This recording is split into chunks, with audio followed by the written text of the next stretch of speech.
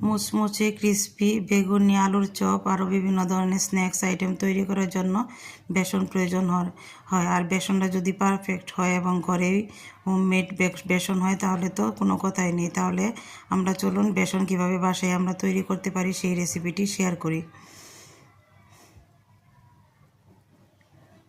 আমি এখানে বেসন তৈরি করার জন্য 4 রকমের ডাল নিয়েছি। আপনারা চাইলে আরও 2-3 রকমের ডাল নিতে পারবেন। আমি এখানে মুগ ডাল নিয়েছি 1 পট, মসুরের ডাল নিয়েছি 1 পট, বুটের ডাল নিয়েছি 1 পট, খেসারির ডাল নিয়েছি 1 পট,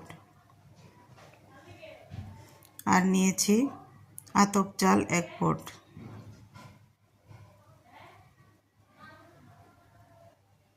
আপনারা চাইলে আরও 2-3 রকমের ডাল এখানে অ্যাড করতে পারবেন, আর আপনাদের প্রয়োজন অনুযায়ী কতটুকু লাগবে সেই পরিমাণেও করতে পারবেন। আমি আমার পরিমাণ মতো করলাম, আরও লাগলে আমি আবার পরবর্তীতে করব, তাই অল্প পরিমাণ করে আপনাদেরকে দেখিয়ে দিচ্ছি।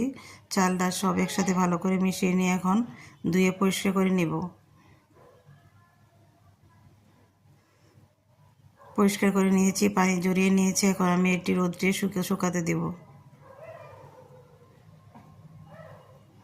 এই তো আমার চাল ডাল ভালো করে শুকিয়ে গিয়েছে। এখন আমি এটা মেশিনে চড়িয়ে নিব।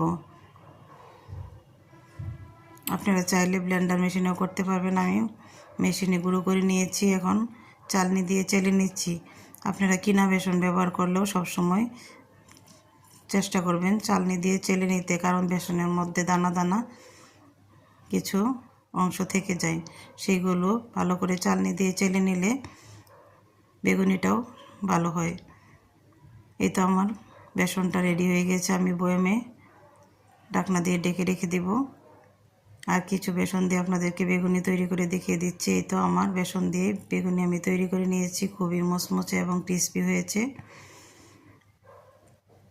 আপনারা বাসায় অবশ্যই ট্রাই করবেন। যদি ভালো লাগে তাহলে আমার পেজের সাথে থাকবেন। আল্লাহ হাফেজ।